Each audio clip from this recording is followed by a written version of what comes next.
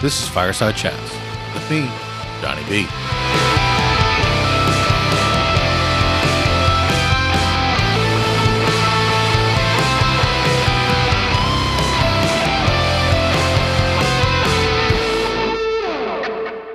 Hello, hello. Welcome to the first episode of Fireside Chats with Johnny B. That's me, Johnny B. And we're sitting down with veterans in this podcast and letting them tell their stories and walking through that traumas that they experience with them, and ultimately how they're submitting their lives to Christ, help them walk through that and how they recovered with that relationship. So today we're sitting down with a good friend of mine, Brandon Robichaux, another shipmate in the Navy, and we're going to sit down with him, let him tell his story, and from there, hey Brandon, how's it going, man? It's going pretty good. Right on. Hey, so talk to us a little bit. Tell us about how your background. How did you grow up, and how did that transform into you joining the Navy? Oh man, so I actually had no intention of ever joining the Navy growing up. My grandfather was an officer in the Navy. I had two grandfathers in the Navy. One of them was an officer. Did what is it called, reserve duty? Did 4 years active, went into the reserves, and then completed like a 36-year career as an officer. And then I had another grandfather who was a chef. Just was a cook, did his 4 years, got out, and then started working offshore as a chef. My dad didn't serve, but I had some other family members that had served around the military, so it was always in the back of my head, but I had no intention of ever serving. My intention was to go to college, get out of college, get a job, start working, create a life. Went to college after high school in Thibodaux, Louisiana at Nicholls State University. Went there originally to become a chef. After 2 years of doing that, I changed my major to business. And after 6 months in that, I'd come home during Christmas one time and was talking with a friend from high school. Her dad ran a real estate agency. I sat down with him and I was having a conversation about real estate, and he convinced me to drop out of school, move back home to Houston or to Katy, get my real estate license and start working in real estate, because he kept saying, like, it's booming, this is the time to get in, which at the time, this was 2004, 2005. Oh, so right before the big bubble. Oh yeah. And so I got in, I dropped out of college, went and got my real estate license, started in real estate. The first year was a struggle, but started kind of slowly figuring it out, and had a really nice income, had a very nice lifestyle. It was just, I was a single guy. Me and the friends, we were always hitting up downtown Houston, partying it all the time. And then the 2008 bubble happened. And yeah, it hurt a lot. I think I had like $1 million of commissions that just disappeared over a week. I bet that was painful. It hurt a lot. And so then I started looking at my lifestyle. At that time, I was spending money faster than I was making it. And granted, I still had money in the bank.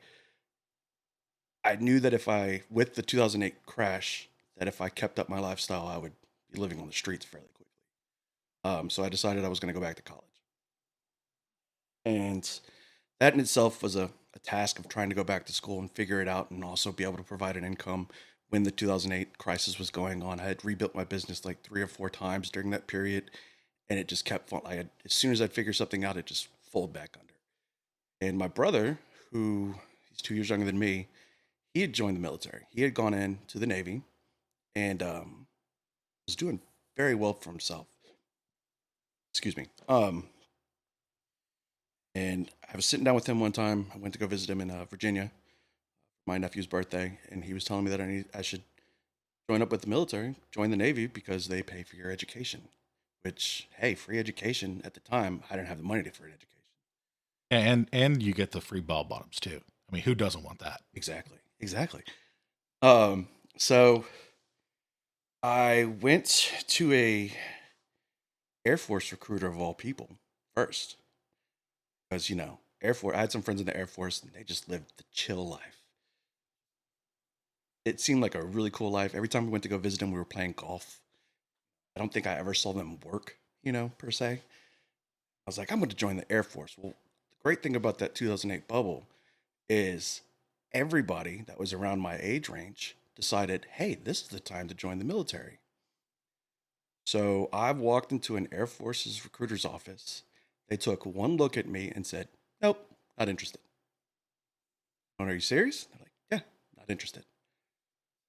Okay. And I walked right back out and then walked next door to, actually walked into an Army recruiter first, stood in there, looked at the people in the room, and I was like, I don't want to be in here.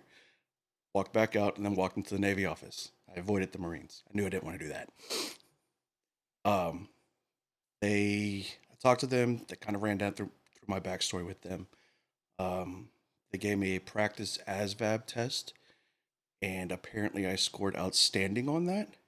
And as soon as they saw the results, they're like, yeah, you're good. We got you. Did they try and talk you into going into the nuclear program? They did. Yeah, I They did. remember that. They did. Actually, after I got my ASVAB, I actually took the real ASVAB at MEPS. Um, it was at the time it was kind of hard to get jobs. This is 2009, I want to say, where they were having like that whole rotation out. Like people were going in at the same time people were coming out, downsizing everything. So people would sit in MEPS for a year waiting to be deployed or be assigned. And so I took my ASVAB, 92 on it or something like that. And there were two other people in front of me that had gotten higher than a 92. Well, that day, what they do is they would bring you in, highest score down to the lowest score, in the order that they bring you in to pick your job, more or less. So the two guys that were before me, they went in, picked a job as an ET. And then they called me in as the third guy, and they're like, hey, we have no more open recs. You got a 92. So what we'll do is we're going to send everybody home. And next month, when the new recs open up, we'll call you in if you're the top. So the new slew of kids that are going to come in and take this test. Anybody that scores above you, they'll have obviously first right, but when you finally have a chance to actually pick a job, come on in. And so during that time period is when they tried to sell me on the whole nuke program. Something about not being able to get a top secret clearance because I had bad credit at the time. So, and then also reading into it was kind of like, SEALs. You can go in it, and it's a great career. But if you fail out, you're going to be flipping burgers for the rest of your time in the military. You really don't get that great of a choice. And then I've actually needs of the Navy, right? Oh yeah, this is totally the Navy. I knew for a fact that if I did go nuke, I probably would have gone career, because I think at the time there was like a $50,000 signing bonus for nukes, and that was just going in without actually going to the school. People that were, when I was getting out, that had done their 6 year contracts, were coming out at 6 years being a first class, and they're throwing $100,000 signing bonus at them to keep them in, because they have to battle with the secondary market, the civilian market. Those nuke guys, they can make insane money in the real world. So military, great, cool. You get in, you get a ton of experience, and they now have to make their job, the job that you just spent 6 years standing in the middle of a ship, not seeing the sun for months on end, make that seem better than going into the real world. Anyway, I didn't qualify for that because I couldn't get a top secret clearance. I finally ended up getting back in. I went in there in September, November. They called me in to look at a job, and I wanted ET. I wanted to be an electronics technician. They didn't have any ET recs open, but they had an AT rec open, which was avionics electronic tech. So I jumped at it because I wanted to have a job that, if I didn't go to college or if I didn't make a career out of it, I would still have doors open to me at the end. So went and did that, signed up in November, shipped out in January. They wanted to send me out before Christmas, and I said, nope, I'm going to stay home for Christmas. Then literally the first week of January, I went to Chicago and went through that whole funness. It's funny that you say that, because when I joined, I went through MEPS and did all that stuff back in July of 1999. And then, of course, I delayed entry program because they didn't have anything. But from there until the time I shipped out was also in July or January, Really? back then of 2000. And so you and I, different years, but we got to Great Mistakes, Illinois, Oh the, yeah. the exact same time from down south, landing a plane in Chicago O'Hare, looking out the window and like, hey, what's all this white stuff everywhere? Yeah, as we found out then afterwards, they call that snow, and there was a lot of it. Yes, being from the Louisiana, Texas area, snow is not a normal thing. Our version of snow is what the North calls sleet. So, but yeah, being out there and actually having to march through the snow, PT through the snow, fun run through the snow. Oh, the memories you're Oh, bringing so much. back. The snow watch. Yeah. Hey, we need 3 people to go on snow watch. What is snow watch? You're going to shovel snow all night long. Cool. Awesome. I'm going to sleep in my warm bed. But So much fun. So it was much a fun. blast. I mean, you look at it now, at the time it was horrible. I can't believe it. Honestly, I say it was horrible. The worst part about boot camp for me was the waiting. Oh yeah. Oh yeah. Lots of it. You're just sitting around doing nothing all Yeah, the time. just get in line and go wait. Yeah. And you can't sleep. You can't take a nap. You're just in a room with a whole bunch of people I was 27. I think the average age was 18, 19. So almost, Yeah, I was one of those 18-year-old kids. oh, being, being almost 10 years older than everybody in that room was fun, more or less. But yeah, after boot camp, I went to Pensacola to do my A school down there, and I was there for about 8 months. It's on a 2-month hold before I could class up. Classes were 6 months. Went straight through. Didn't have any issues. Never got held back. Passed all my tests. Sat around for about another month or so before I got orders for my C school, which was in Oceana, Virginia, to become a CAS technician. And A what technician? CAS,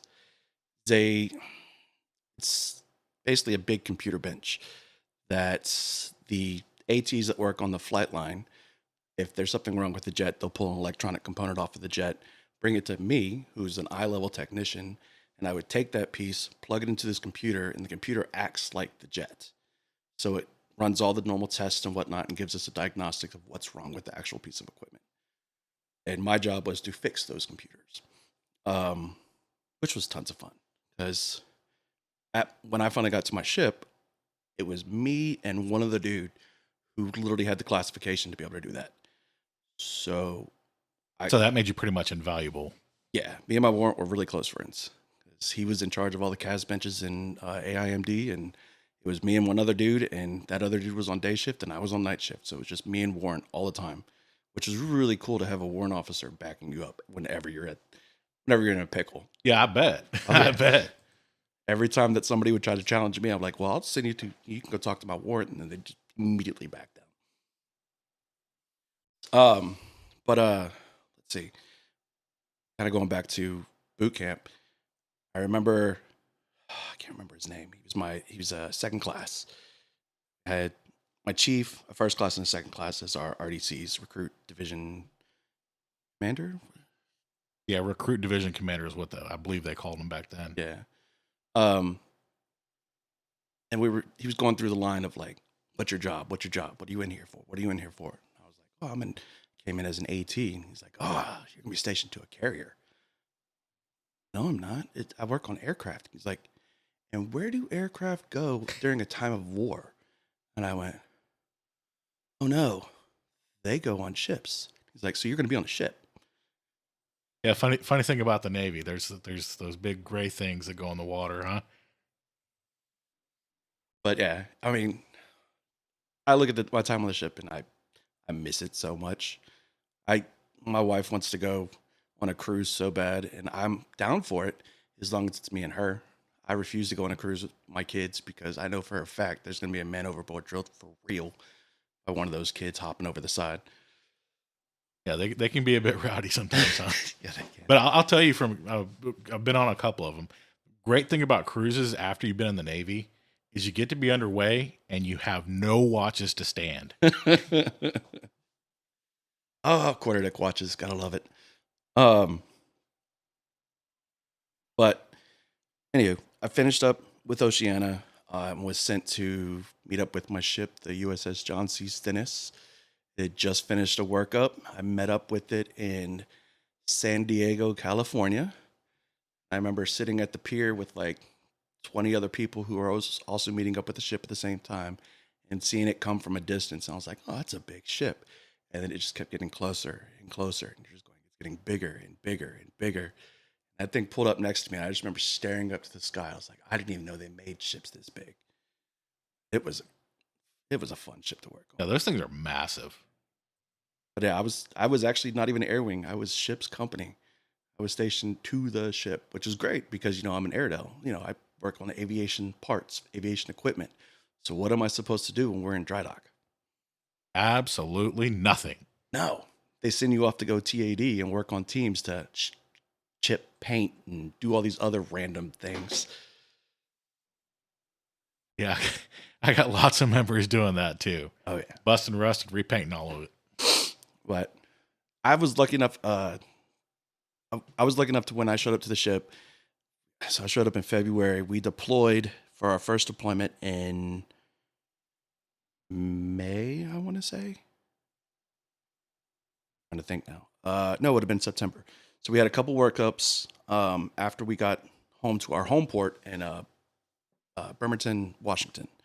Met up with the ship, did a week out to sea. My very first time I'm on the ship. My chief at the time is like, go out, go have fun. You're gonna get on the ship, and we're gonna be underway for about a week before we come back. So go have some fun. And little old me, I had no idea what to expect. Get up to the ship, we go on that week long deployment or week long outing, more or less. And that was the longest week of my life, I guarantee you. And they gave me a bottom rack. I learned very quickly you don't want a bottom rack because people come back at the end of the night, a little snockered, and they have to relieve themselves. And sometimes it's just right there at the rack. And if you're on the bottom, you're going to get a nice little shower. So When you least expected it. when you least expected. So I quickly changed to a different rack. But yeah, that first week underway was insanely long. Thought it would never end. And then I remember the great thing about being underway. Well, actually, the worst thing about being underway, you can't go anywhere. If you get into an argument, if you run into an issue, if you run into any type of wall of what you're doing in the real world, you could just walk outside, take a walk, hop in a car, take a drive, blow off some steam some way, shape, or form. On a ship, you're on a ship. Where are you going to go? Absolutely nowhere. Exactly. So the first week was pretty bad, but we got back to San Diego. At that point, I was like, okay, yeah. When he said blow off some steam, this is what I'm going to do. I'm going to go blow off some steam. Had some fun in San Diego. The whole air wing shipped off, and then we went home ported back to Bremerton. I'll never forget, actually, when we pulled into Bremerton, it was when Mardi Gras was happening. And so I had a couple friends that said, hey, let's go hit up downtown Seattle, go party up for Mardi Gras. And that was literally my very first time in Seattle, was going to a Cajun restaurant with some people that had relocated after Katrina. Imagine that. Mardi Gras in a Cajun restaurant up in the Pacific Northwest. Oh, it's great. It's the number one rated Cajun restaurant in all of Seattle, right? Having to stand in the line, wait, finally get a table, met a couple people, we're all having a good time. They're all looking at me because I'm going to show them like exactly how to eat proper Cajun food. And the first thing I order is like some crawfish etouffee. They bring it out to me and I look at it and I'm like, this is not etouffee. Like, what are you talking about? And I was like, that's the number one rated Cajun restaurant in all of Seattle. And I was like, this isn't etouffee. This is some tomato soup that looks like etouffee. There's two different types of Cajun cooking. There's Cajun and there's Creole. Creole is tomato based. Cajun is roux based. So you can call yourself a Creole restaurant. Cool. Yeah, I don't think I ever knew that before. That's one little thing from people from down the bayou of Louisiana. That's the one thing that they're going to know, the difference between Cajun and Creole. But anyway, the owners came down because I may have had a drink or two and was having some fun and making a little fuss about this wasn't what I wanted. And they came down and had a conversation with me. And I said, "This isn't Cajun." They're like, "Yeah, it is. Yeah, it is." I'm like, "No, this is tomato based. This is Creole." Creole. And the lady looks at me and goes, "Oh, you are from Louisiana?" I went, "Yeah." Okay, yeah. This is what the people up here like because they don't like the roux based stuff. They like the tomato based stuff. They like to be more fresh. Anyway, short little story. But Yeah, imagine that. People from Seattle want more vegetables. it's that green lifestyle. Um, but yeah, we went up there, had fun, went back on a couple more outings from here to there, and then we deployed for our first deployment, which is a shocker. Did 8.5 months underway on the first deployment, and really kind of figure out life during a deployment. Kind of have to figure some stuff out. A lot of things that my wife and I currently argue about and have issues on are because of things that I've learned on deployment and being able to just completely compartmental. Word I'm looking for here. Compartmentalize? Yeah, that one. Everything, because yeah, that's the only way to survive out there. Sometimes you just all right. Let me shove it down deep and just carry on. The first deployment was fun. The very first port we were supposed to go to was the Philippines. That got canceled because a typhoon came in, and we had to dock out because we're a carrier, ship us in, and that wasn't happening with the typhoon coming in. We went back underway. It's the very first time I ever found out about steak and lobster. And for those that don't know, in the military, anybody in the military, any service, every service, if you come to eat, well, maybe not the Air Force, but if you Yeah, they might have surf and turf on a more regular basis. I think it's a regular basis for them. Like maybe it's like Surf and Turf Friday or something like that for them. Who knows? But in the Army, Marines, Navy, if you come down for chow and dinner is steak and lobster, you're about to get messed up. Yeah, get ready for some bad news. It's coming. They're just trying to make you all happy before they completely tear you apart, break your heart. But yeah, after Singapore, we're all sitting around waiting for the all clear to go to Liberty Boats and head onto Singapore, and then all of a sudden dinner is steak and lobster. And I'm like, this is great. This is gonna be awesome. My first class is like, nope, we're leaving. That's what that means. Steak and lobster means we're leaving port, which we did the next day. From there, we went to Malaysia, Kuala Lumpur. It was kind of nice. It's not a very Christian friendly place, I would say. Yeah, there's a lot of fun to be had. Yeah, it's interesting because that's a predominantly Muslim country, and there's some raunchy things going on. Oh yeah, I think the fun part is everybody talks about going to get a massage down there, but there's certain massage places that you can go to, and some are off limits. And we happened to walk past one of the off limits places and saw a whole bunch of officers in that off limits place. Naturally. So obviously, there's nothing we could do. We just kind of pointed and laughed and kept walking. But after Malaysia, we went to Bahrain. Did Thanksgiving in Bahrain.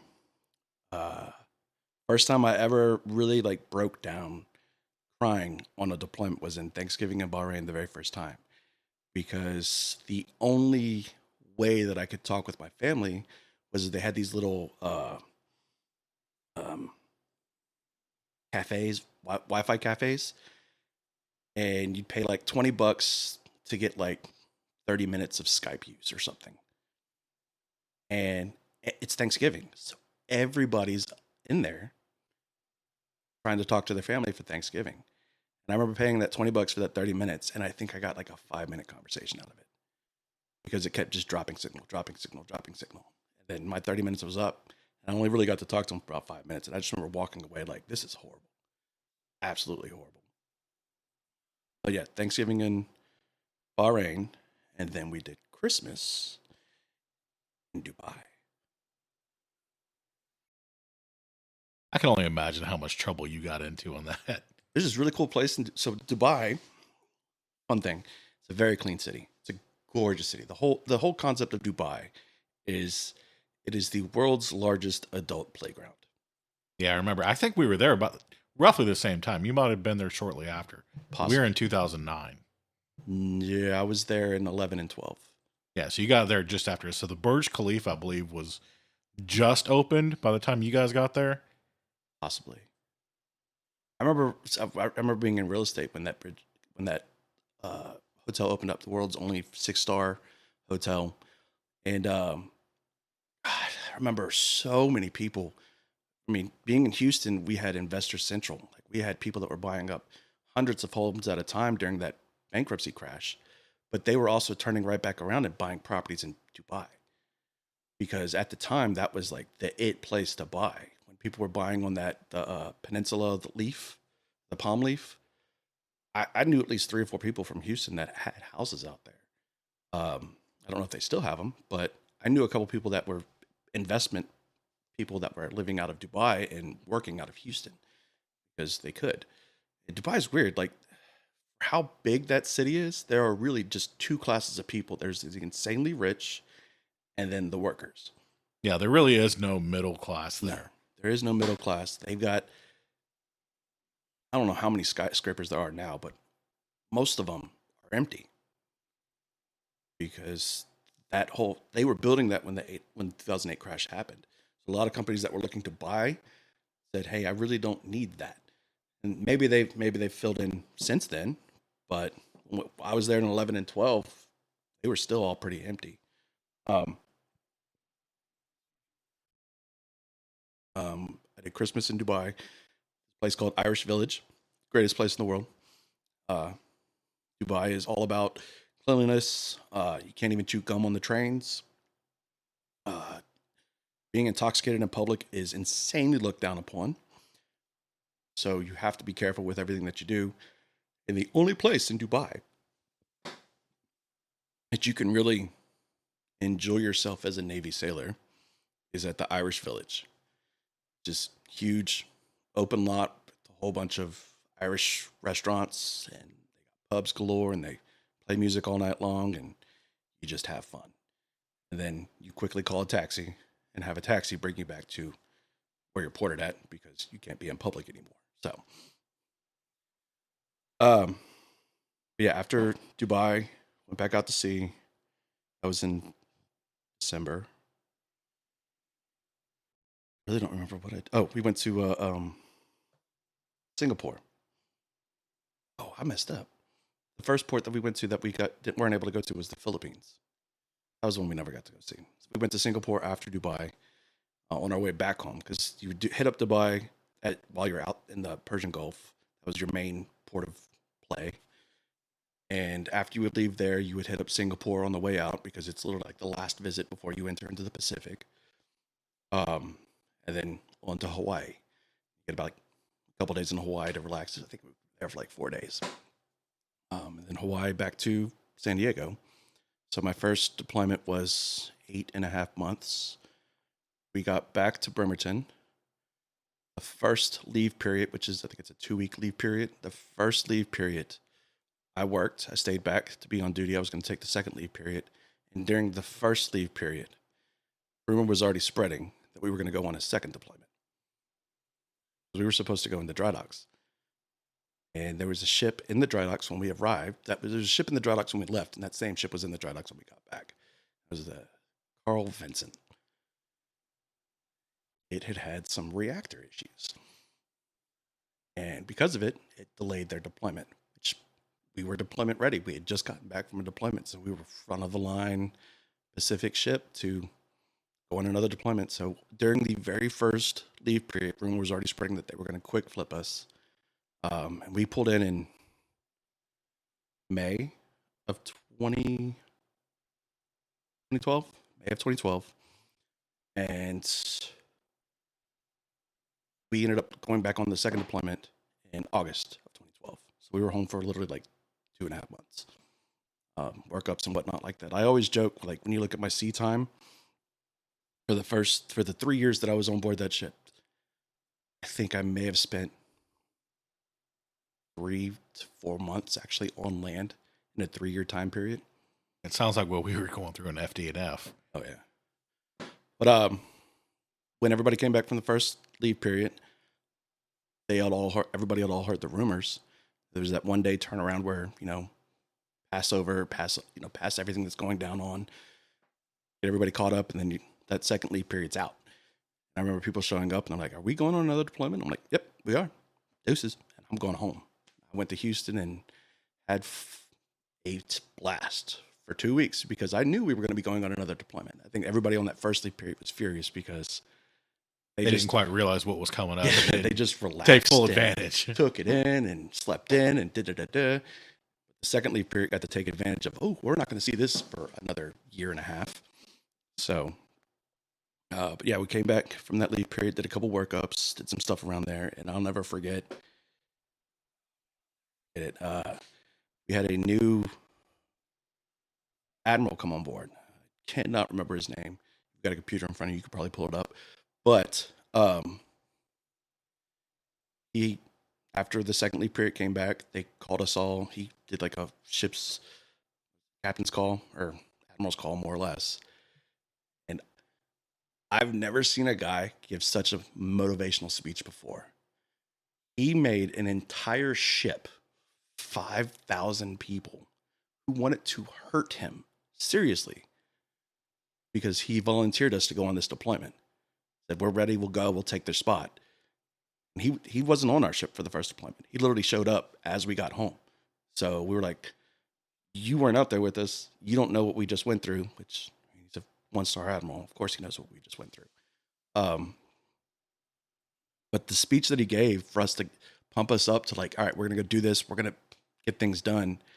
By the end of it, everybody was like, let's go now. Let's get back underway now. This is it. We're going to go do it. He knew the right words to say to get He y'all knew motivated. exactly. I wish I would have recorded his speech because it was insanely motivational. And an entire ship that was ready to just basically string them up was ready to, let's get back underway and let's go get those guys. But we had a couple workups before then, and then we left August. I turned 30. The day we left Bremerton for the second deployment. Happy birthday, back to sea. Yeah. And basically, the second deployment went so much easier than the first deployment because we had just done it. But the same word that I was just asking about, being able to break everything down to deployment standards, you just went right back into that mind frame, straight back into it. And it went a lot smoother, but we also were underway. The only carrier underway for Christmas that year. Everybody on board the ship was like, we did a back-to-back deployment. We're the only carrier underway from Thanksgiving during that November, December, January timeframe. We were the only carrier underway during that timeframe. Like, we're guaranteed battle leave for this. Guaranteed. Everybody already bought the battle leaves. No, they gave it to some other ship that was in Norfolk or something like that for outstanding maintenance or something like that. We were all happy about that. Anyway, we were out in the Persian Gulf, the only carrier in the Persian Gulf when Benghazi happened. Yeah, that was a mess. And the reason I say you could probably easily look up my admiral launched aircraft to go help out at Benghazi. He overstepped everybody. I mean, he's the head of the ship, so everybody has to listen to him. But the word from higher ups was stand down because they couldn't really tell what was going on. And I remember how that all went down. Yeah, I don't think there were a lot of us that were happy campers with how that played out. There was a lot that could have been done. That's someone else's show. They can deal with that. Yeah. But yeah, he came on the 1MC, told us exactly what was going on, and launched aircraft. We had fully loaded aircraft heading that way, and then somebody got told something, and the aircraft came back. And about a week later, he was relieved of command. So Seriously, they pulled him off the ship a week later from after that. Yep. Wow. pulled him off for something like he questioned the captain because the captain was driving the ship like an aircraft. It's some story that they said that he wasn't a good person to have on the ship because he was anyway. Yeah, the same generic loss of confidence Yeah. excuse. So I want to say he got out not that long after, but that was the first like notch in the wall of like maybe I don't want to do this. Besides the fact that I've done back-to-back deployments, but first notch in the wall of like maybe I don't want to make a career out of this, because during my time in, I kept seeing people that really went or wanted to work, or really wanted to put in the effort, constantly get overstepped or looked down upon, or given more of a workload because somebody else doesn't want to do it. So we all get paid the same amount, no matter what your pay rate is. Everybody's getting paid the same amount. All the E3s are getting paid the same, all the E4s, E5s, blah, blah, blah. They're all getting paid the same. So no matter what I do at my job, if the same guy, the same rate and rank as me, just wants to sit down and play Facebook, be on Facebook all day, and I have to take on his workload, there's no increased benefit for me to be able to do that. Besides a piece of paper at the end of the year that says, hey, he's a good sailor, you should promote him, and there's no guarantee that'll ever happen. So that was kind of like the first notch of like, maybe I don't want to do this. And during that second deployment, there's some other things that happened that I was just like, yeah, I'm going to be done with this. Mainly because when when my contract ran up at 4 years, I would have to spend a entire another year on the ship before I could even look to see what possible orders I could get. So I'd have to renew for another 4 years, spend a year on the ship before I can even start looking at orders again. At the time, everybody was going to Japan or Whidbey Island. I didn't want any of those. So at that moment when they call you in to say, do you want to re-enlist or do you want to not? I went, no. I had insanely poor leadership along the way. My favorite story to say about my poor leadership was I had a chief for both deployments. He was my chief, the same chief that I had for both deployments, 2.5 years. My chief in a shop of 4 people, and I was the second class. Everything ran down. He would talk to me, and I'd push it on down. Dude didn't even know my name. So I can just imagine after you tell them you're not going to re-up, you became the pariah. The what? You became the pariah. Like they don't even want to look at you anymore. You've committed a grave sin. Maybe, but we didn't have that luxury. I made that decision in January of 2013. We were on deployment for another 6 months. So I still had work to do and things to do. It wasn't until we got home and they put us in dry dock. And I was like, you're not sending me. I picked up second class and I was like, you're not sending me anywhere. I'm going to sit right here. I'm not going to do anything. I'm going to do work in our area, but like, you're not going to send me TAD to the kitchen. I'm not doing that. And that was the great thing about having my warrant in my back pocket, is whenever my chief would try to send me somewhere that was absolutely insane, I just pull out the warrant card. I need to be here. Warrant needs me. And warrant would immediately shut down my chief. Like, yep, I need him. He can't go anywhere. So I guess for the Navy guys that are listening, they'll understand when I say this. Did you have a chief or did you have an E7? I had an E7. Yeah, that sounds about right. 100% E7. I know that feeling. His dude's nickname was Piglet. And the reason his nickname was Piglet is he looked like Piglet and he talked like Piglet. He just always had like the sunken shoulders. He was always very soft-spoken and not sure of himself in any way, shape, or form. Every other person higher up in our department knew that they could step on him, get anything. He had so many different jobs to do that everybody just kept throwing on him because they didn't want to do it, and they knew that he would take on the workload and not question it. So That was my chief for 2.5 years. My chief was the guy that everybody rained down upon, you know. So when I got out, I don't remember what I was doing.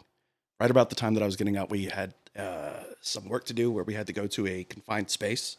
So we had to get the confined space, you know, sanitized, or what do they have to verify contamination? What's it called? Verify gas free. Yeah, the gas free. I remember that. The gas free. So he gave me all the gas free paperwork to go post up, and I'm looking at it and I'm going, "Who's this guy?" That's you. And he had like misspelled my name insanely. It was like Robshow. And I was like, "Who is this guy?" And he's like, "That's you." And I was like, "That's not my name." And I took my hand and covered up my chest where my nameplate was. I was like, "What's my last name?" And he couldn't say it. He's like, "You're Buncher," which was this one guy that we had in our shop during the first deployment. And I think anybody who's listening can, you know, just hearing that you're from Louisiana and you're Cajun, Yeah. we can assume that somewhere there's an X towards the end of your name. Yeah, exactly. But anyway, I got out. I did my separation paperwork. Did the separation exit eval with my wasn't my Mo, it was the second in charge, AO or whatever. And they did this talk through with like, what could we have done better?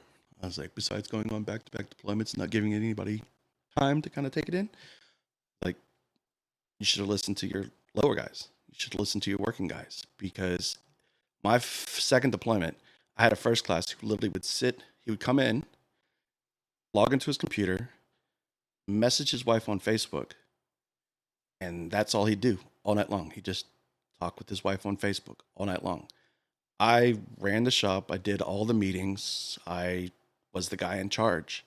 And at the end of that second deployment, all I got was a nice little pat on the back, and he got the NAMs and all the awards. And I was like, I'm tired of this. I'm tired of being the workhorse, but not getting anything for it. And it's not like I don't want things for it. I really don't care about recognition. Yeah, but there's something different about knowing that you did the work and watching someone else get awarded for it. It's just that sting and slap in the face. That's the thing that gets me. Is like, I will work my tail off all day, as long as nobody else gets that credit. And it doesn't even have to come my way. I don't care about it. Hey, he's a good worker. Cool. Awesome. That's all I want to hear. He's a good worker. He's a good guy.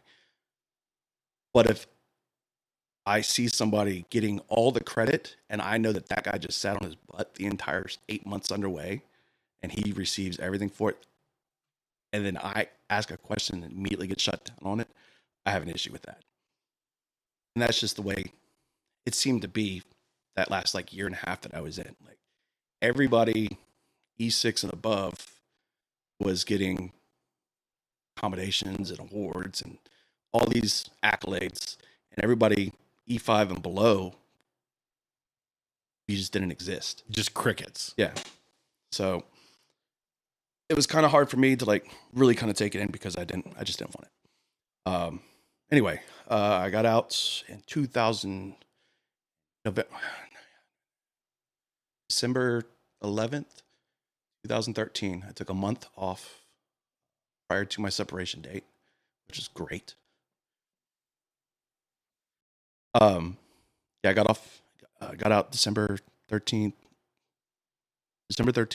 Took a month of vacation. Just from what I was stationed up in Washington. I bought a truck during the second deployment, because, why not have car salesmen come out to the ship while you're underway?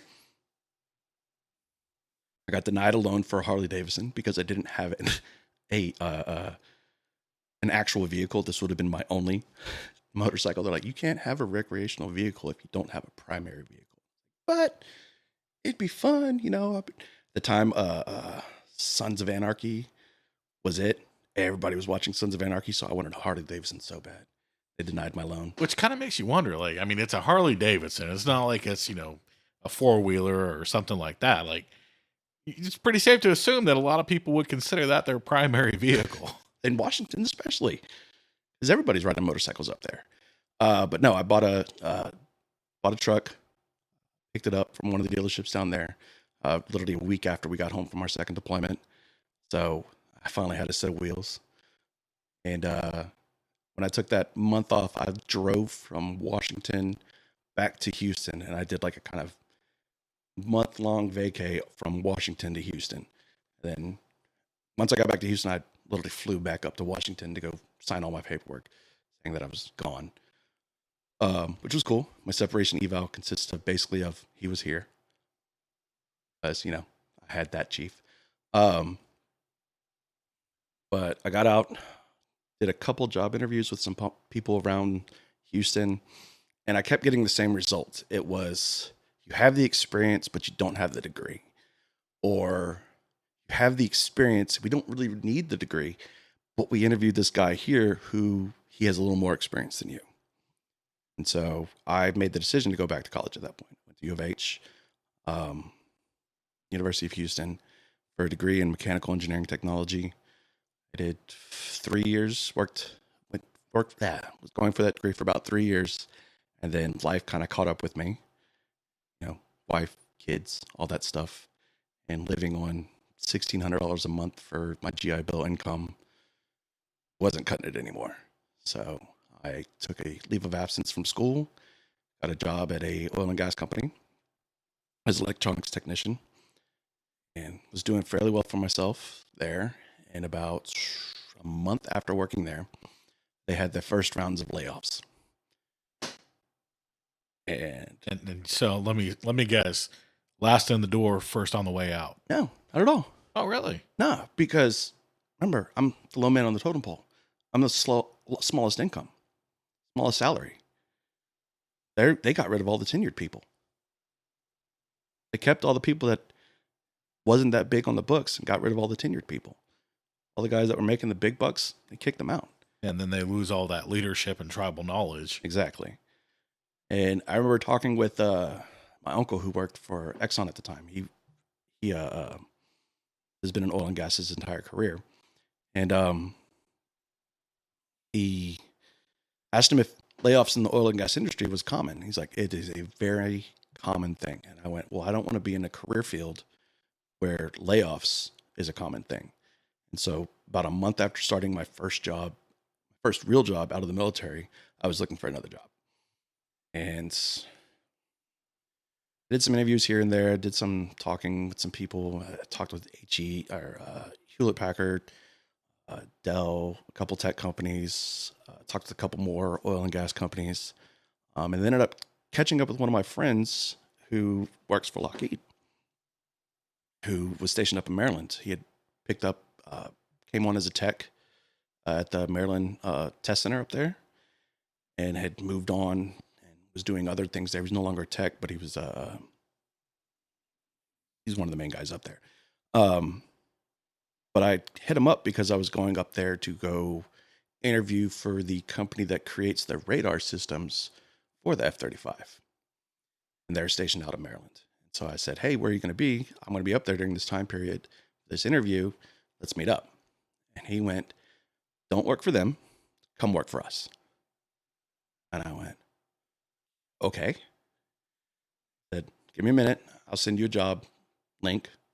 Fill out the application, and I'll talk to the guy. I went, okay. So about a month later, he sent me the job listing because it took a while for the rec to get put out. I put in submitted the job application. 2 weeks later, I got a phone call. We talked like we're talking right now, just kind of going back and forth about our Navy experience. He hung up the phone, and about 3 weeks later, I had a job offer. Started working for Lockheed Martin. That's legit. Yeah, it was legit. Right on. So with everything you experienced, being in the military, then shortly after, all of us experienced something. I could tell, from back to back deployments, being involved with the Benghazi fiasco, stuff like that. You had a lot to process coming out of that. Oh yeah. How did that look for you? I mean, to be honest, it's really hard to process. I literally, when we would hit ports, it was, where's the closest bar? I mean, the challenge was, could we drink out the bar and then move on to another bar, see if we could drink out that bar. That literally was the best way to process, in my mind, was the best way to process things while underway. Because it's not like you can, on a ship, go talk to a psychiatrist. It's just not an option. They don't have that availability. The best you're going to get, and the biggest issue that I'm currently running into is, you go to sick call, they look at you and go, well, you just need some water and ibuprofen. That's the easiest way to solve any issue that you have. The problem I'm running into is, a lot of the visits that I had going to the doctors weren't logged in my medical records. A lot of them. So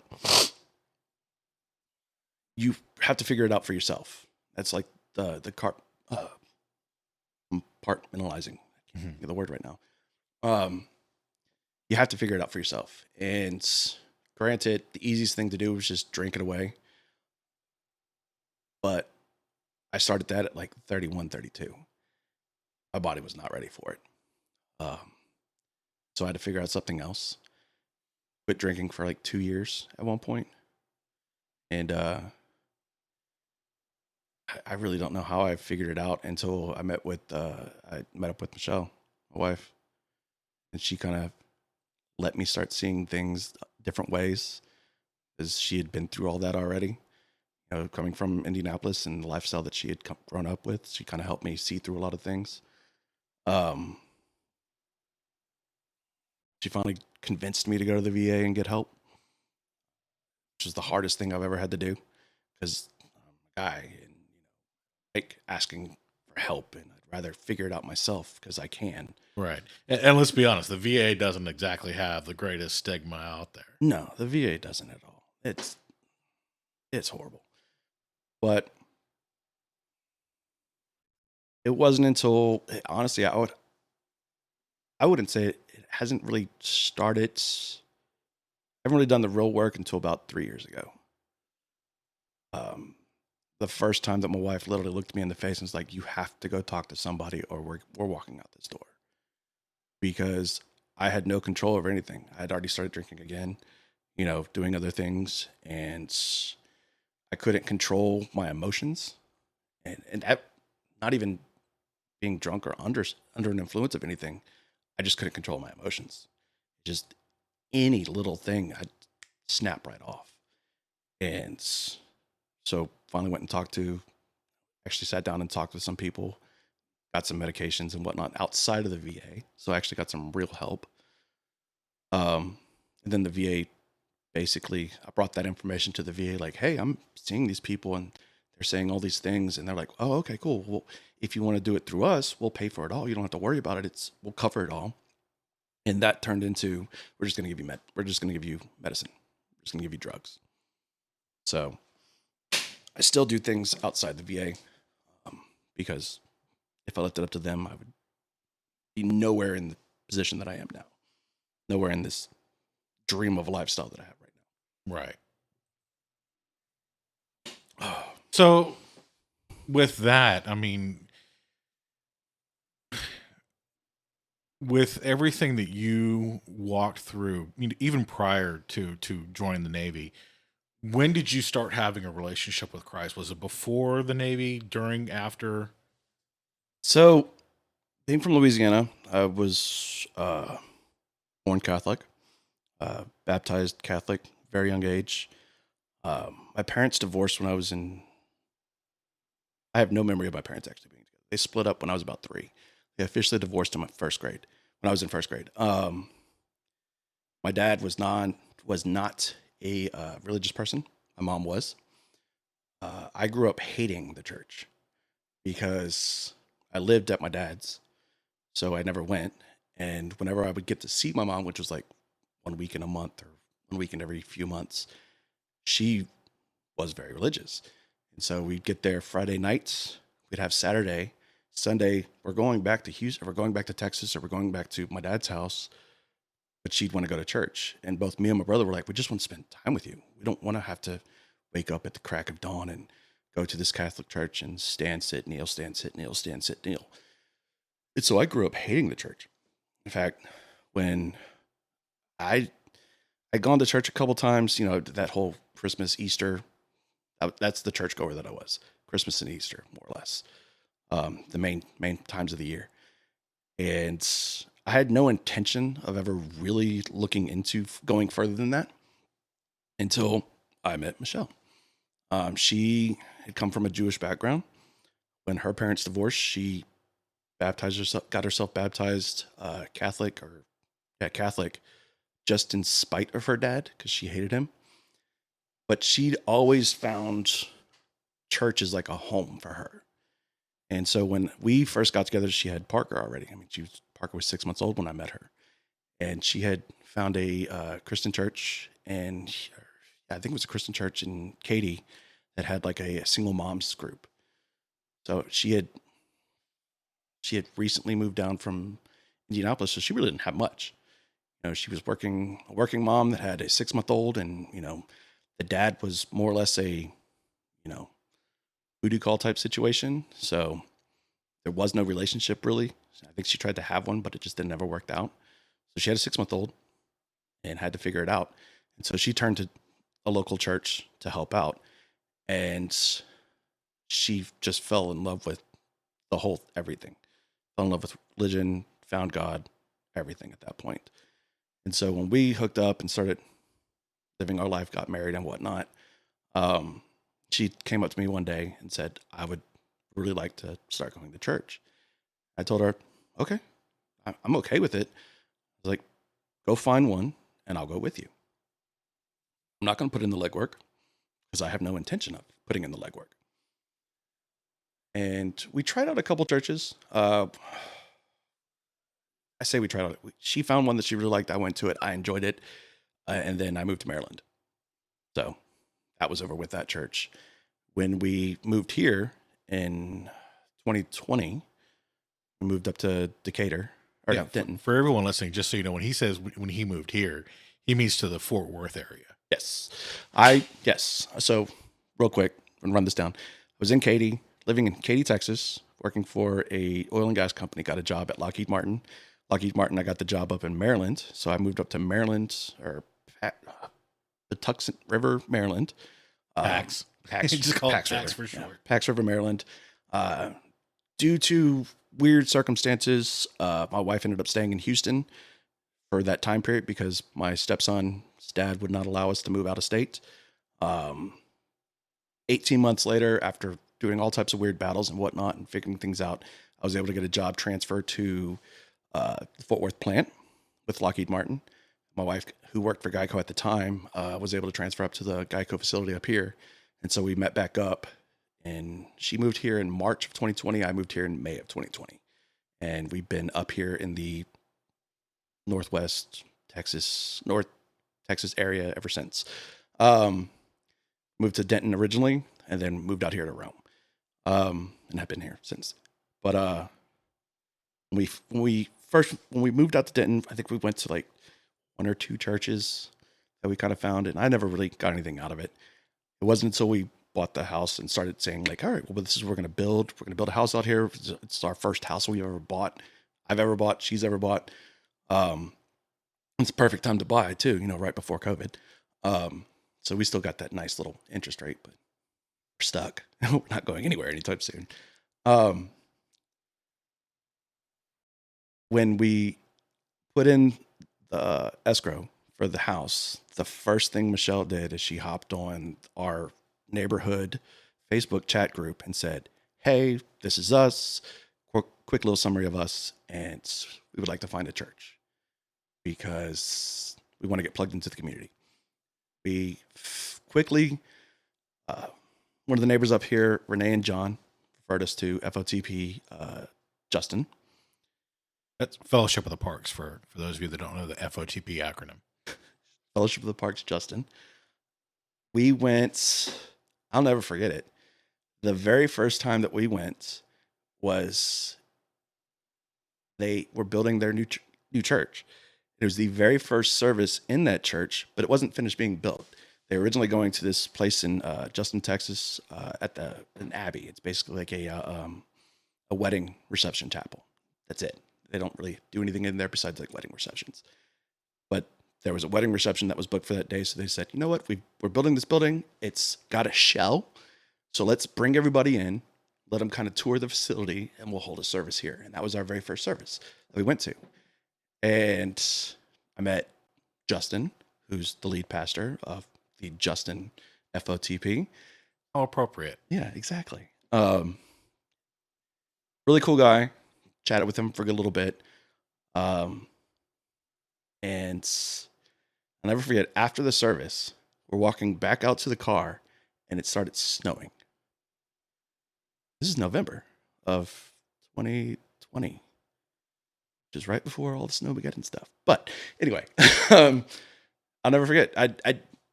It was just kind of like a sign, like, we need to go here. This is the place to go here. Is walking out, having all the conversations we had while we were there were just great conversations, getting to meet people. And then we walk out at the end of service and it's snowing. Like, how is this possible? So we ended up plugging in hard there. And I'm still working on the finding it thing. There's still a lot that I have to work through personally. But what I have found the best way for me to express it is through serving. I want to get plugged in, get involved with the community, and see what that's all about. Because for me, I'm going to go right back to where being in the military is, if they're not willing to put in the effort, then why do we need to be there? And so any church that we would visit, I would look into see what they do for the community, what type of volunteer efforts they do. FOTP, they do their bed builds. So they have men's groups. They have all different types of groups. I mean, y'all, I think you have y'all used to host a group. I mean, small groups. Yeah, small groups. Small groups. And so getting into small groups, it really opened the door to a lot of that. A lot of conversations that I've never had before or been part of. This is all new to me. My wife gets on me all the time about, like, I was baptized as a baby. She's like, when are you going to get baptized again? I was like, I don't know. I know she's actually going to get baptized at our new church, because we had a thing happen with our old church, and we're now at a different church. But she's going to be getting baptized at our new church in December, like a couple weeks. Right on. That's good to hear. Yeah. Especially at this time of the year when it's nice and cold and nice she's hot going to water. do a baptism and a polar bear plunge simultaneously. Exactly. But when we had the falling out with the FOTP through our family, there was some issues that happened. I'm not going to get into it, but it no longer fit the need of what we were looking for. We went and toured a couple other church hopped more or less for like a month and a half around the area at places that are actually closer to us. I mean, we never went to the FOTP Hazlitt. It just felt weird walking back into another FOTP after what had happened at the Justin one. Yeah, that's understandable. We tried out a couple different ones, but for me, I revert back to when I was a kid. I hated going to church. I always saw it as something that's taking away from something else. I could be spending time with my mom at home cooking cookies or something like that, just getting memories with my mom rather than spending time at church. Kids are these days, it's microseconds. If you don't have their attention within microseconds, they're off to the next thing. It's, the TikTok generation, 10-second, 15-second videos. You have to be like that these days. And so when we were looking for churches, I told my wife, I was like, I don't care how much I love a church. If my kids don't like it, I'm not going to it.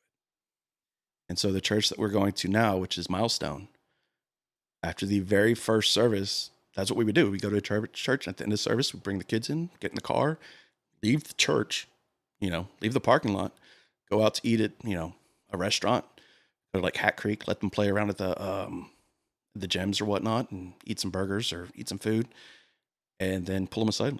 What'd you think of the church? Like, take it completely out of their mind and then bring them back into it. And Milestone was the only church that when we brought them back to it, they're like, we loved it. Had an absolute blast. Now, I will chalk that up to the fact that it's based out of a school. So the kids So area, they already have a built-in playground too. yeah, the kids area is in a gymnasium. So Well, there you go. That works. they get to play dodgeball and stuff like that. Right on. So, Yeah, but I've always heard a lot of good things about Milestone. By the way, I don't think I've heard a negative review yet. it was one of, and there's a couple people in the neighborhood that actually go there. Michelle had gone to the women's retreat that was during the summer, and that basically was our open door to walk in because she met so many women in the neighborhood. It's a great experience. And when the first time I went, and it was weird for me because before we went to Milestone, I was basically committed to a different church.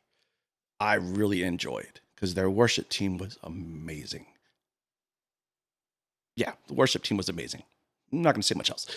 Worship team was by far the best worship team I've ever seen. That's even with Milestone. Um, but we walked into the Milestone at the junior high down the street from here, and from the moment we walked in, it felt like the first day that we walked into FOTP. It's like I was walking into a family. It's exactly what it felt like walking in. I was like, okay, I can do this. This is something I can devote myself to. Right on. And So, you're walking into Milestone. You're realizing like, hey, this is home. yeah, Yeah. So now you're developing relationships with other families, other men. Mhm. You're getting into to groups over there. How has it looked being able to? I mean, even when you were at FOTP and Justin, like just being able to develop those relationships with other men and kind of have those sit down moments, those open heart, open, real vulnerable moments, and kind of share what you went through. How has that helped your healing process? it's 1,000% helped it. I've never had the opportunity before that. I'd never had the opportunity to really talk about it outside of like a clinical environment. It's that's the greatest thing about these small groups and these churches and everything, like especially the local communities and whatnot, is you meet people that have gone through the exact same thing that you've gone through years before you. So they know where you're at now, or know where you need to get to. They know how to answer questions that have been bugging you for eons. And then you may know something that they don't know. You may be able to help them walk through something that you learned along the way as well too. And it's amazing.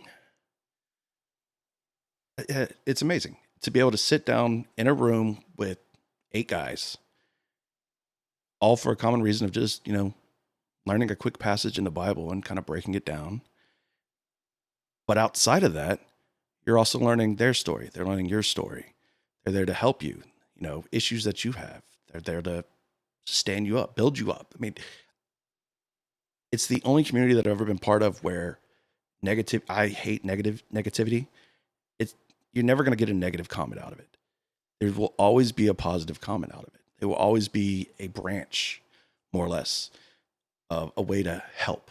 I think we did we did a small group for 301 with a Milestone, and one of the last meetings that we went to, one of the last group sessions we went to, one of the ladies there, she works as a surgeon at Cook's Children, and I'm not going to get too far into it, but they had somebody that she works with. Her husband had passed away, and she broke down crying, and I started crying because the way that he passed away is something very near and dear to my heart, especially coming from the military and, with the whole suicide awareness type thing.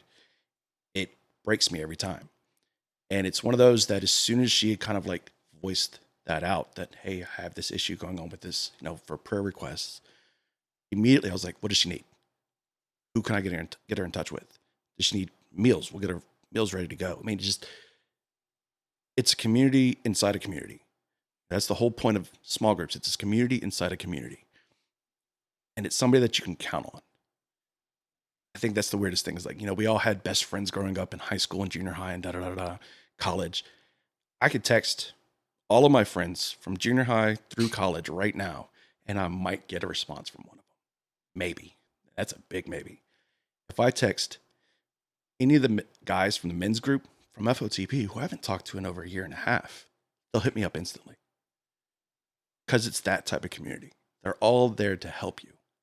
And I think that's the thing with, with finding Christ and getting in that is like, it's really just finding all that. I don't know how to say it.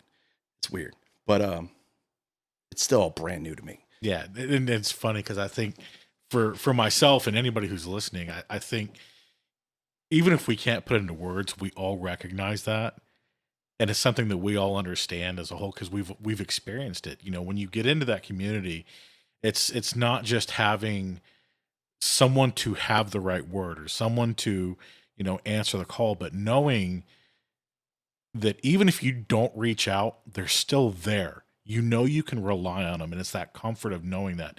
And you're all bonded through that one common thread of you're all pursuing Christ. Not necessarily together, but still together. Yeah. They're urging you on to pursue Christ, and you're urging them on to pursue Christ. Yeah. And ultimately, that in and of itself branches out into so many more beautiful things. And that helps, with the building the camaraderie and the brotherhood and everything else. And I mean, it's things like this too. Like this whole podcast is, when you sit and think of like where you see yourself in development with Christ and how you see it in his life, in your life, this is all new to me. You've been in this whole type of lifestyle for a while now. I'm assuming, right? Yes. About 10 years. Oh yeah. So, I mean, I've been in it for 3, so, and not fully committed most of that time too. But how's the best way to say it? For the guys who are listening, you ever get a phone call from your wife and she's talking about her day and she ran into an issue and you're trying to help her solve that issue and she gets mad at you because she doesn't want you to solve the issue. She just wants you to listen so she can vent. That's what these small groups are. This is what these guys are. Is I know for a fact if I call these guys and say, hey, I'm having an issue, they'll listen and they'll give their advice and they know exactly what to say. And they're not going to give you the advice that you just want to hear. Exactly. They're going to give you the truth. The truth. 100%. Good, bad, or like it, don't like it, or you're indifferent, whatever. They're going to give you the truth. Not because they're trying to hurt you. It's because they love you. Mm-hmm. You have that Christ love in between you guys. Well, I mean, John over here is wearing a Texas Rangers ball cap, so boo. But go Rangers. Yeah, Astros all the way. The best thing about the military and the best thing about finding a church family is it gets you out of your bubble. It gets you out of, only knowing the people that you grew up with or only knowing your family. You meet people from all over the world with all different types of backgrounds. And I mean, when the Rangers won the World Series, I mean, I'm an Astros fan. I'm from Houston. I hate everything Dallas, supposedly. At least that's the way I was brought up. I mean, we do have some good restaurants up here. I have some great restaurants. This is being from Houston, Katy, and looking down upon Dallas my entire life. I still look down upon Dallas, but Fort Worth is amazing. We do have some great barbecue. Yeah. I'll give it that. I think the biggest struggle is convincing my kids not to become Cowboys or Rangers fans. Anyway, just take them to Dallas Stars games. I've taken them to a couple Dallas Stars games. Houston doesn't have an NHL team, so I'll take them to hockey games all day. Where's I going at with this? I completely lost track. How quickly sports will derail a conversation. Yeah. Yeah. When the Rangers won, I instantly hopped on my phone, hit up everybody that I knew that was a Rangers fan, congratulated them, welcome them to the club, the championship club. We got 2, y'all got 1, But get that ring. Yeah, I remember that text. I know. But it's one of those that it's a community, as I said, community inside a community. You meet people from all around. You learn different ways people have lived their lives. You've met people that have been following Christ since basically the day that they can remember talking, And then you meet people like me that are just now starting this whole journey out. And the difference, the thing that just mind blows me is the fact that the people that have been involved in this from day one look upon people like me, and I'm not looked out upon in any way, shape, or form. They see me and they go, great, let's get them in. Let's get them involved. Let's get them going. What do you need help with? Do you have any questions? We can talk about it. And if I just want to put a wall up, they'll take all right, put your wall up. I'm here for you though, if you ever need me type thing. And I think that's the greatest thing about it, is especially coming from like a military background and having all these issues, mental issues and whatnot. It's a safety blanket is the best way. I guess you could put it out there, is that no matter what your issue is, that you have somebody that you can talk to, you have somebody that you can revert back to, and may not like their answer, or you may love their answer. But the funny part is there's this book called the Bible, and every now and then they'll say, "Hey, go read this." They'll give you a little verse to read, a little scripture. Open up your Bible, go read that verse, and you're just like, "Wow, I cannot believe that this is here. Like, how is this possible?" How many sermons have I been to where I felt like they were talking directly to me, what I was going through at that moment in time, and just like, how is this possible? It's funny how God works like that sometimes. It's I like know. he knows how to speak just to you. But it's funny because there's so many people that are sitting there at the same time saying the exact same thing that you are. I know.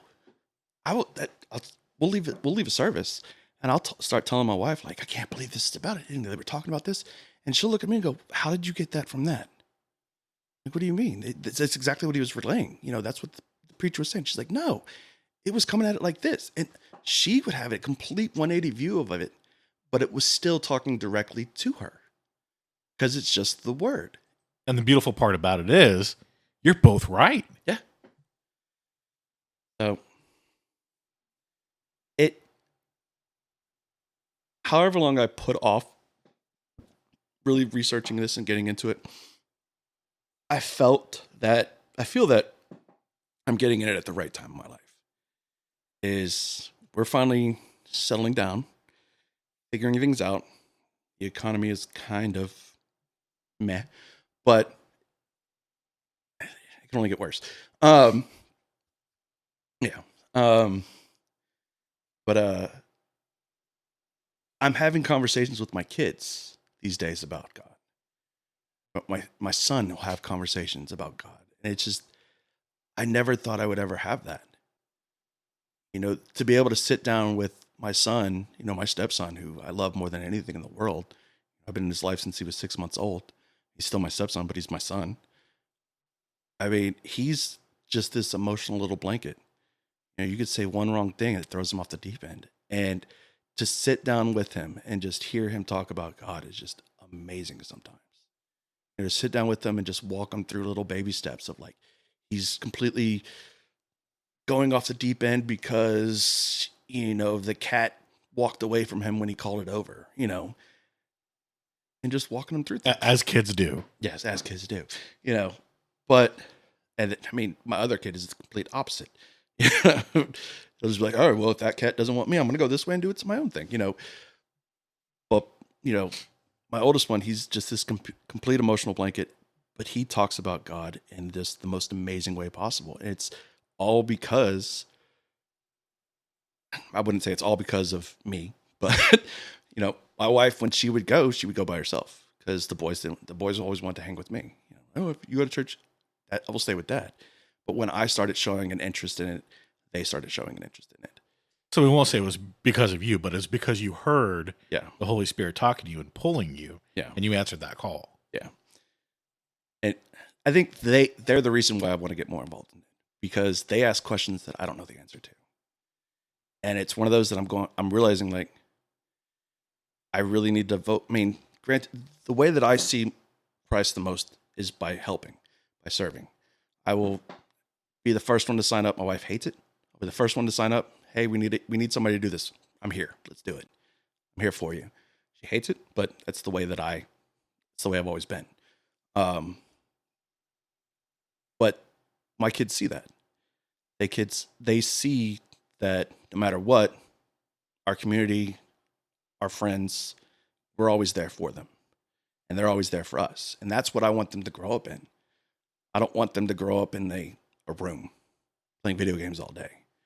I want them to be outside, enjoying themselves, knowing that, hey, if y'all want to go over to so-and-so's house and play cops and robbers or something like that, or go swimming at, so and so's pool, or go play video game night over at person's house. Like, that's the biggest issue that I have these days with, the way life is everybody is indoors, and I want to get them involved with everything outdoors.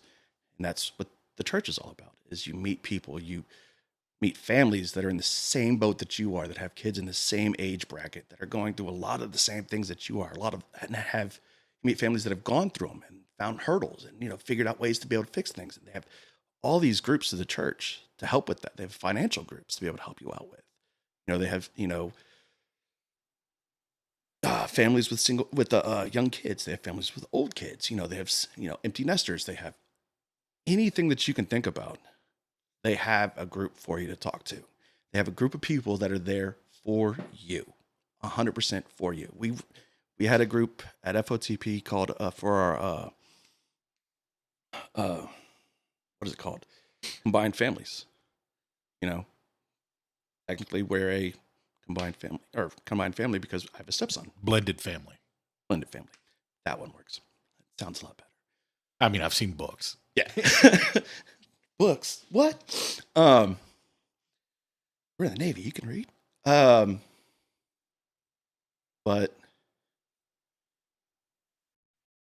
I don't know how to go with that. So really it comes down to just the community aspect is really what has helped you heal. And so from there, like, if you had one bit of advice to close this all out, is that, to someone who's listening, who's, kind of brand new to trying to figure this thing out, trying to deal with, the things that they went through and whatever harms and hurts and hangups that they have in their life, what would be the one bit of advice you would want to leave them with? To dive in. You're going to hear that voice in the back of your head saying, should I? Do I really want to do this? Just dive in. Get involved. Put yourself out there. Be vulnerable. Because this whole community is there to catch you. If you walk in completely broken, no one will look down upon you. They will spend every effort that they have to build you back up. And, to just not be scared. Be ready for it, just enjoy the ride more or less after. Because when you finally figure it out, and I'm nowhere near figuring it out, I'm at the very beginning of the race of a marathon. Yeah, a huge marathon. I'm still within that first mile of a marathon. And so it's still all super exciting. And there's this huge journey ahead of me, and I'm looking forward to every step of it. And if it wasn't for the community and what Christ has done for them, so what they can do for me and help me be able to be a better parent for my kids, and be a better husband to my wife, and be a better friend to my friends, be a better neighbor to my neighbors, it's all it's about. We're all in this ride together, so why not help each other out? Dive in. What amazing advice. I love that. I was actually told the same thing 10 years ago when I started. Just dive in. Oh, yeah. It doesn't matter if you don't know what to expect, dive in. There's going to be people there to help you out and catch you. The best advice. Beautiful. Hey, thanks so much, Brandon, for sitting down and talking to me today and being part of the first program. Man, this is awesome. We're really excited about the direction that things are going, and I want to thank you guys for tuning in and to giving us this time. We'll be back. We're going to have a lot more interviews coming up, so thank you guys again for tuning in. Love you guys, and we'll see you in the next episode.